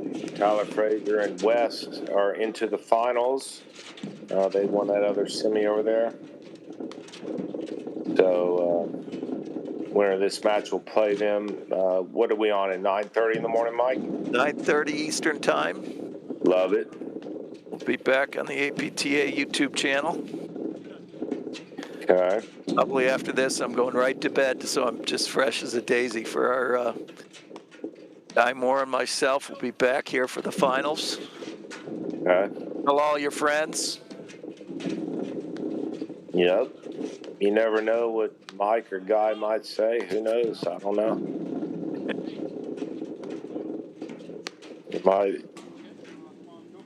That's what I mean. We can't have a loose game here. Yep. Can't have a loose game. Love Salazar serving.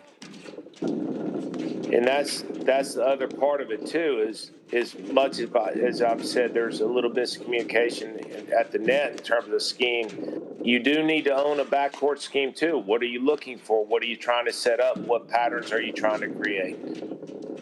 And the fact of the matter is, Mike, I mean, the talent level is so big that, sometimes talent can overcome what we say in basketball. Talent can overcome coaching. I mean, you just have such a good team that it doesn't matter what you do, they're just so good. But I think in paddle, at some point, you got to have some type of plan. Otherwise, you're going to be exposed. And you could ride these waves of momentum like both teams have. And I don't know. I feel like the more you talk. Yeah, the strategy though it generally strategy is helpful when you need it, and again we get deeper into matches here. 4 players that are as equally talented. Strategy can be the difference maker here, right? For sure, for sure. I mean, basically, and that's just the thing is, like I was saying earlier, that a lot of these teams haven't played a lot together, so they don't talk strategy as much as they just rely on their talent. And, I think tactics and strategy are always good. I mean, you always have to ask yourself, hey, are we making tactical mistakes or technical mistakes? Yep. And why are we losing this match? Because there it is. You know what I say? You could lose a match for either reason. Yeah. Volley is the official sponsor of the APTA for the 23-24 season. Backed by cutting-edge technology, including its unique vision software, Volley is the innovator of the first AI-enabled racket sports training experience that simulates point play. By enabling players and pros to record sessions on the court, Volley also delivers off-the-court player analysis and support, all from your phone. It takes only minutes to sign up. Ask your pro about a Volley lesson today. For more information visit getvolley.com. All right, Humphreys to serve here. 3 serving 2. It's a critical game, I think, especially for Benkaim and Humphreys. Been a little bit of a slide. Lost 2 games in a row. Yep, for sure. Right here, I would love to see Humphreys just take a second.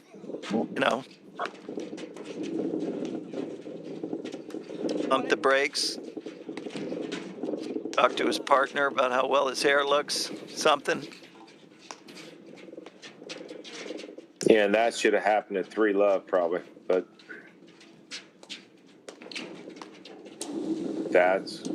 yep. Right now. Yep, got to slow it down here a little bit. Too, Mike, going back to no matter who wins this match, but tomorrow, you got Tyler Frazier, Cincinnati's home guy playing, and Eric West in the finals. That'll be a fun match for us to call no matter what.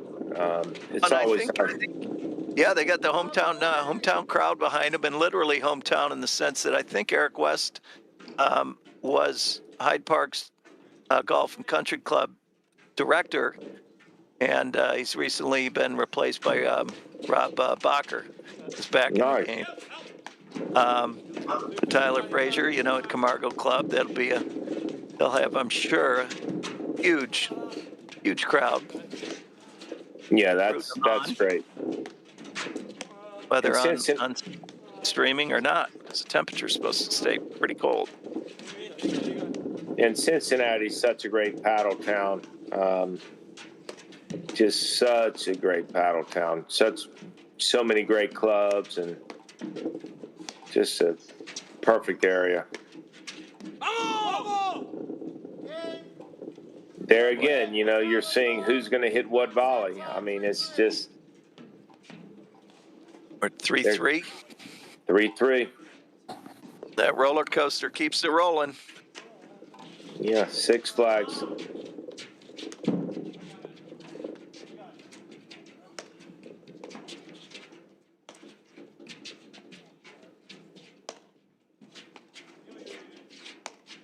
All right, so let's flip scripts here. Let's see if Gregurovic and Salazar, it looks like It's a great. Well, I was going to say it was going to be a good lob down the line, but I just think Chris Humphreys and Russell need to slow it down. I mean, up 3-love, now 3-all. Quick point here to start this game.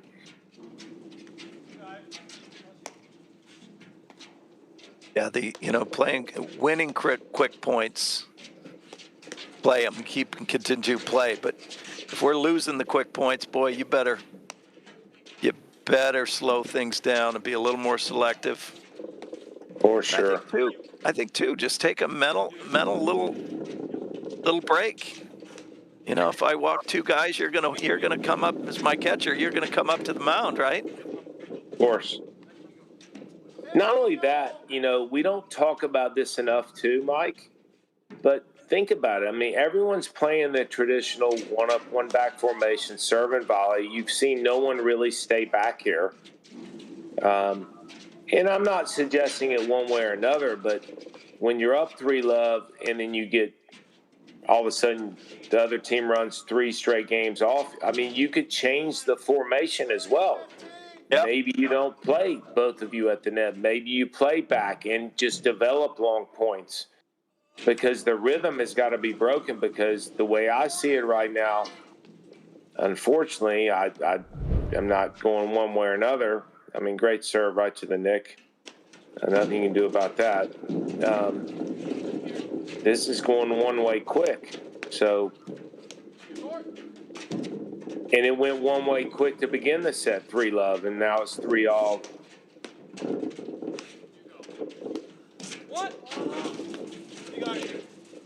Well, I like Salazar and Gregurovic staying kind of on the wrong sides. It gives them a different look.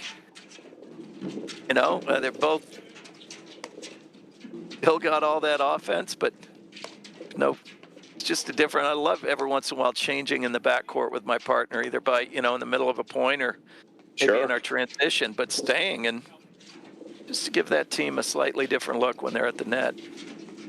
Well, and that goes back to what we were just talking about. That is a different formation, right? Whether you're on the deuce or ad side or forehand, backhand, whatever you want to look at it as. I mean, it's a different formation, and it does break the rhythm. Whether you do that for the rest of a set or a match is not that important. It's just the fact that you break the other team's rhythm. Wow. Has Gregurovic, has he lost an exchange on a blitz? They come at him? And those 2 volleys that he just hit were 2 of the best volleys I've seen in an entire year. They were both on his shoelaces. And not only that, Mike, for him to hit the ball like that and keep it low or somewhat low requires unbelievable touch. And he popped it. Yeah. I think, you know what it is, Mike? I think he's probably been getting piped in. He just likes his new name, Tommy G. We're going to have to find out if that's the case. Yep.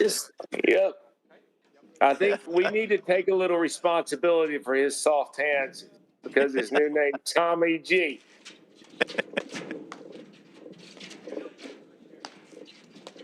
All right, let's see what we got here. Wow, does he have a quick? I think it hit him. Yeah, it did. I love 15. Yep, it definitely did. Yep, hit his hand. Good serve. I'd love to see a real long, patient point here. Well, you could see again with the lefty-righty immediately who was going to hit overheads and who was going to hit volleys if they played in a stagger. They're never doing that. But you know what, Mike? The fact of the matter is they're so talented and good enough to get away with it to a degree. So they are. Yeah, I also believe this too. If you have a definitive plan and you know who's hitting overheads, you know who's hitting volleys, and you're losing, you obviously know that that's not working, so you can adjust from there. I'm not saying having a plan will always be the end-all be-all where you are going to win just because you do, but at least you will know how to adjust from that. Great point.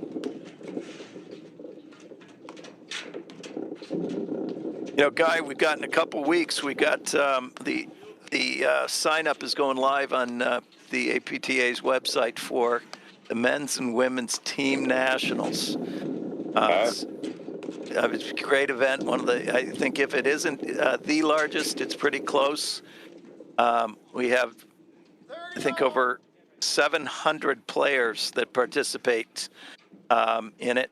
It's a team event where you get 6 to 8 of your friends, all within a PTI range of 10 to 15 points. And then you play 3 lines. Round robin play on Saturday, which then sets the semifinals and finals, where they're playing for a national title. It's a great event this year. Exmoor Country Club will be hosting, my home club will be hosting the women's. And the men are traveling out to New Jersey. So it's comes up April 6th and 7th. Sign-ups are going to be open February 1st. So for those listening out there, get some of your closest friends. Doesn't have to be club members. You can be from anywhere. And sign up. And for the women, come to Chicago for a great time. Yeah, the APTA has done such a great job of establishing those championships and building on it each year, right? The numbers are crazy how they've grown, right? I mean, I've been involved with it since its inception, pre-COVID, and each year it's I wouldn't be surprised this year if we are at capacity. We were pretty much there last year. It's a fantastic event, and everybody will get at least 3 matches Saturday, and then have the best deal in town. I mean, for $150 a player, you get a favor. Right. Lunch, dinner, party, all the beer and wine you can drink. I mean, it's a great time, great paddle. Everybody's kind of within that same band of PTI, so it really makes it competitive.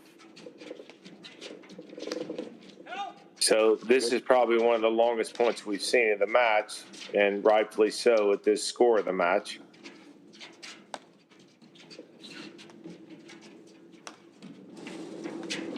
Careful.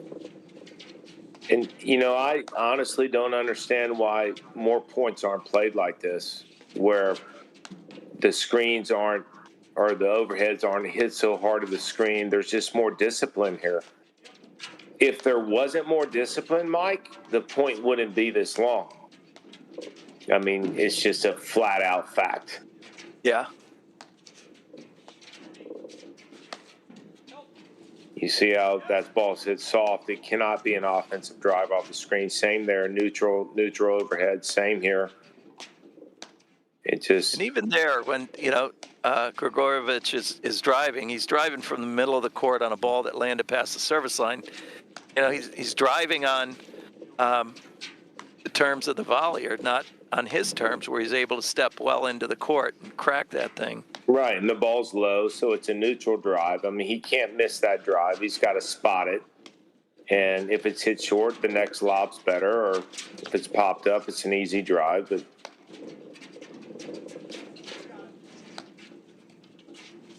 yeah, we haven't seen a point this long the entire match.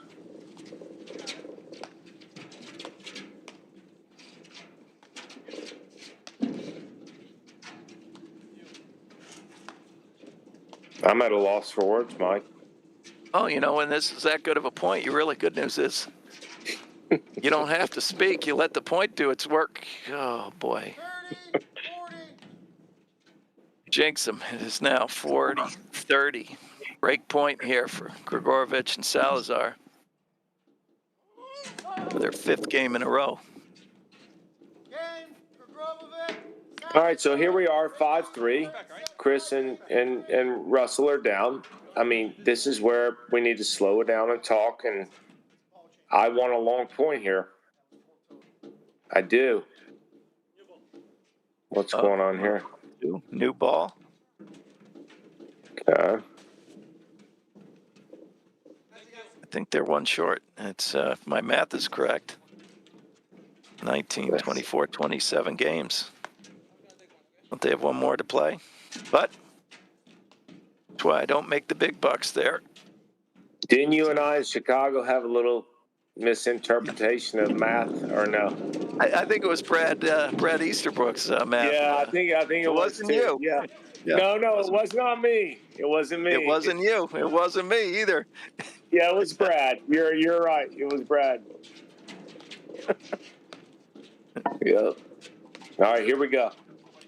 Love 15. Okay. I like Positive. that. So I always say, too, you're down 5-3. The first point is the most important point in that game. For sure. 15 all. And 15 all.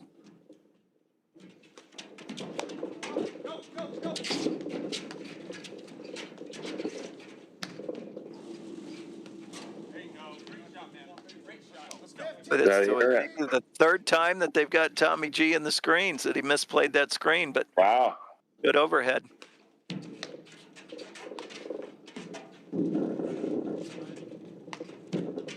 Like how Salazar didn't bomb that one in there. He's like, all right, I'm going to get the, hit an average serve and get this point started. And if I like that. Yeah, I like that serve a lot with more spin instead of it screaming off the screens where it can be an offensive drive or even an offensive lob. I mean, it's not knowing what's going to happen off the screen is tough to deal with as a player at the net because you're caught in between. Yeah, because you have to defend. The worst possible shot is the drive coming out of there, so you have to close. Exactly, and then the lob. And when they hit a good lob, you're fully stretched.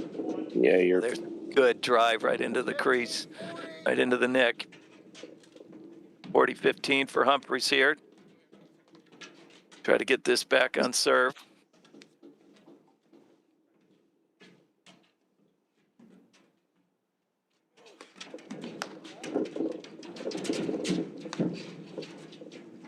Wow, great volley.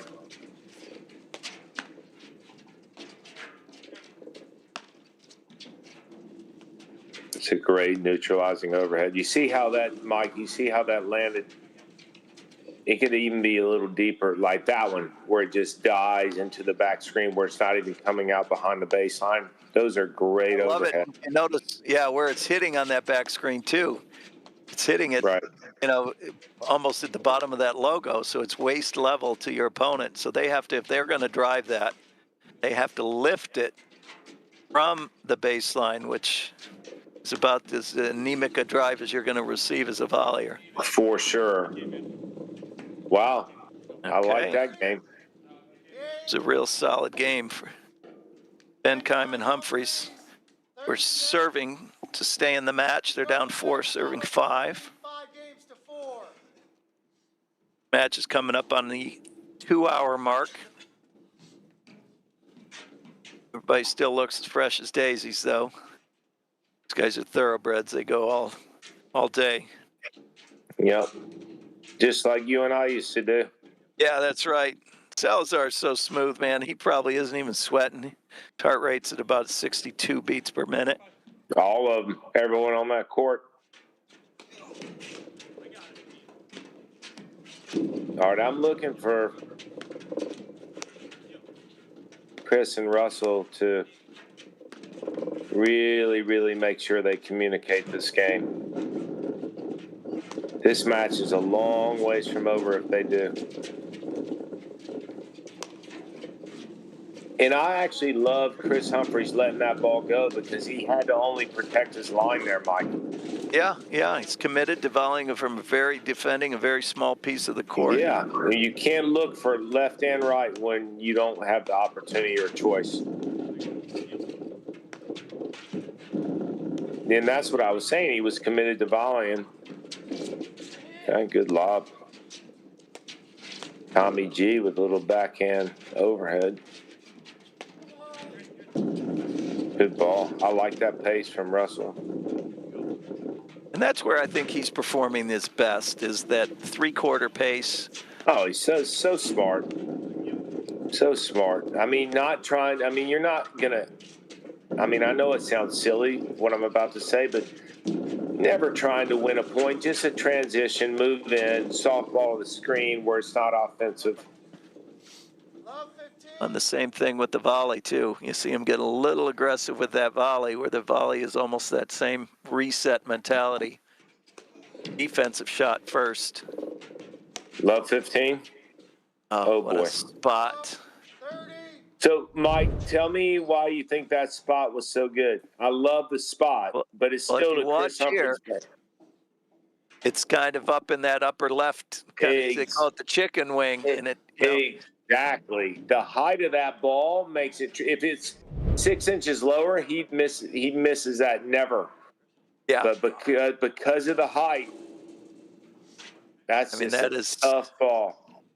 That's where the one vulnerability for that backhand volleyer is that kind of that space between the waist and just almost elbow height. The chicken wing. Yeah. Getting hungry. Just so for everyone out there, I did not tee Mike Raleigh up for that. He was quick on the response there. I did not throw that out there to him. Good job, brother. Yeah, I'm a pro's pro. Come on. That was a layup. Yeah. Well, then I will say I teed you up then. Yeah, a team effort here. I know. We're a package, Mikey. I didn't get the roller coaster, the Six Flags, but now I got it. I'll never not have that. Well, the good news for you is you're 1 for 1 or 1 for 2. I'd be making millions if I was a baseball player. Batting 500. All right, we 15 all? We're at, I believe it's love. The scoreboard says love 30. Okay. Two missed volleys. Wow. Oh, Chris Humphreys with the walk-away cutter. He didn't even wait for that ball to land. He knew it was so good. I don't want to say this, night. but that's like a Lubau volley. I was playing with Lubau once, and he hit that ball, and he started tying his shoe before the ball hit the deck. I don't want to give him that credit, but I have to. Yeah. He doesn't need his head bigger than it already is. Come on, Russell. All right, this takes us match point. Salazar.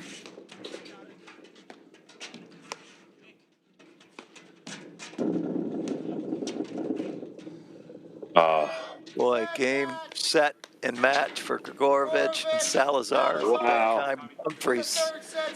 6-7, 6-love, 6-4. What are your thoughts on that? Let's put a pretty bow on this match. Well, I have to tell you, all kidding aside, you could see the momentums of paddle. Being up 3-love and then losing a match like that, it's got to be frustrating for Chris and Russell. But they're a great team. They'll learn from it. I do think that, on their end, they'll communicate more. They won a big tournament in Pittsburgh against a lot of great teams. And, you can't take away from anything from Tommy G and Salazar. They played a great match, and being down 3-love, they made a couple of adjustments and tightened the ship, and here we are. It's going to be a great final tomorrow. Yeah, speaking of which, we'll be back on the air tomorrow, 9:30 Eastern Time, here on the APTA Network, where it's a wrap from the Midwesterns from the semifinals. And we'll hope to see everybody tomorrow. And, Guy, thank you very much, sir. Thank you, sir. You guys have a great night. Thank you, APTA.